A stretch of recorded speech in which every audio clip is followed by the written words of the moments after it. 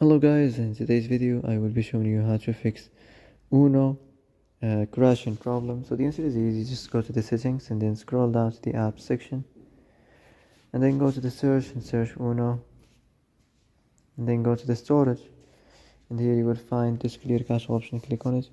Now you can go check it if it works, and if it didn't you can try to restart your phone or turn the Wi-Fi off and on, or the Bluetooth or the airplane mode. Also you can try to clear data, but be careful. If you clear data, all this application's data will be deleted. This includes all files, the settings, the accounts, the databases, etc.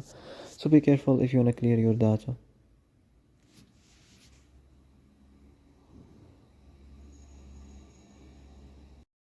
And that's it for today's video. I hope this is the answer you've been looking for. If you like this video, don't forget to like and subscribe, and see you in the next video. Thanks for watching.